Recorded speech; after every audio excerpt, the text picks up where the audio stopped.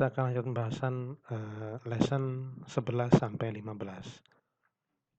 Pada lesson 11 ini kita akan belajar tentang flag effect, waving texture. Jadi ada gambar tekstur yang dimasukkan, kemudian itu ditambahkan dengan kode untuk membangkitkan gelombang sinus sehingga membentuk satu gelombang pada tekstur tersebut. Ini kodenya jadi dibuat array 3 dimensi x, y, z, point dimana ini adalah x, y-nya adalah 45 kali 45 arraynya, matriknya. Kemudian akan di-load gambar ke matrik tersebut dan pemberian untuk gelombang sinusnya di sini. Jadi ini diisi poinnya dengan gelombang sinus ini. Kemudian digabungkan di sini kodenya. Sehingga kalau di running itu bentuknya gambar yang dia ada gelombang sinusnya. Pada lesson 12 kita akan belajar tentang display list. Display list adalah sebuah grup di OpenGL, ya, perintah-perintah di OpenGL yang dikompil dan disimpan untuk eksekusi selanjutnya. Jadi selain kita bisa membuat lewat polygon, lewat triangle, kita juga bisa membuat yang namanya display list. Yang tentunya di sini akan sangat berguna untuk dipanggil ke depannya. Nah, di sini kode untuk membuatnya adalah kita bisa gunakan fungsi glGenList. Ini ada berapa list. Kemudian di sini gl new list, box-nya dikompil, nah kemudian dipanggil lewat gl callList. Nah, kodenya adalah sebagai berikut. Di kode ini fungsi untuk membuat list adalah build list. Dalamnya ada pemanggilan glGenList banyak 2 list, ya. Kemudian di sini dibuat gl new list, kemudian baru bikin dibuat quote-nya di sini. Oke, kemudian dikompil listnya, kemudian di load. Jadi ini gambarnya yang akan disimpan di list tersebut, ya. Nah, ini adalah dijalankan seperti ini.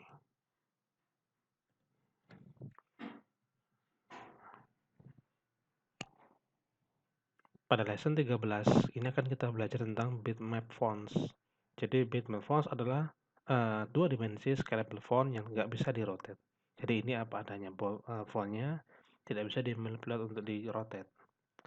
Nah, di sini caranya adalah disediakan penampung untuk list, ya. Di sini menggunakan konsep sebelumnya itu list supaya bisa digunakan untuk selanjutnya. Kemudian di sini kita gunakan grid font. Di sini params. Nah, params di sini banyak.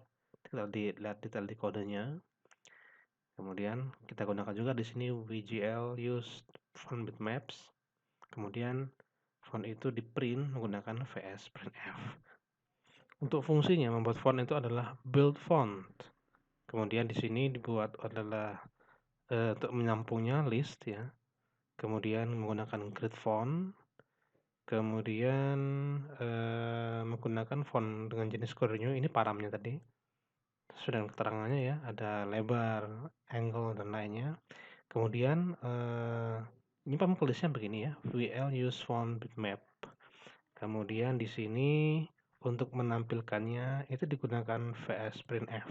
Kalau dijalankan berikut ini hasilnya. Ini adalah font, dia bergerak cuma tidak bisa di-rotate. Lesson ke-14 ini masih tentang font. Mungkin melanjutkan dari lesson sebelumnya, cuman di sini menggunakan konsep outline fonts, yaitu yang bisa digerakkan di-rotate dengan bentuk 3D, dan juga bisa dibuat thickness, jadi bukan hanya 2 dimensi. Ini bisa memanggil fungsi WGL use font outlines.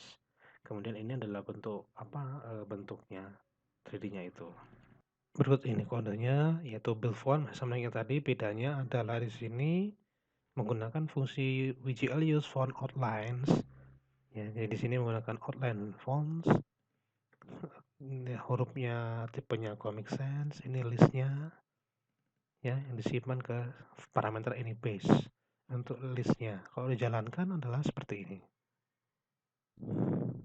Jadi dia adalah font, dia bisa bergerak 3D, bisa rotate, dan lebih baik dari font yang lesson sebelumnya.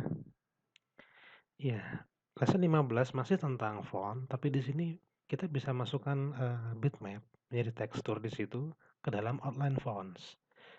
Dan juga di sini akan dibuat bukan menggunakan Unicode yang standar, tapi simbol charset. Jadi di sini sama ya grid font, tapi bedanya parameternya di sini adalah menggunakan simbol charset daripada ANSI charset. Kemudian karena outline kita gunakan fungsi WGL outlines, kemudian ini GL print n, namun bukan huruf n, tapi yang di print adalah sesuai dengan simbol charsetnya. Berikut ini kodenya. Fungsi yang digunakan adalah build font yang dibuat maksudnya. Kemudian di sini masih sama dengan yang sebelumnya, bedanya di sini adalah akan dimasukkan bitmap, kemudian dibuat jadi tekstur, kemudian di sini digunakan fungsi WGL use font outlines. Ya, ini adalah nama font name-nya, ini listnya, base, ini parameter simbol charset, jadi bukan Unicode ya. Ketika nanti akan digunakan fungsi GL print, kalau dia charset, maka hasilnya adalah simbol dari N ini, seperti ini. Ini ada tekstur, dia dari bitmap yang dimasukkan, kemudian dia, karena outline font dia bisa 3D, kemudian ini adalah menggunakan simbol.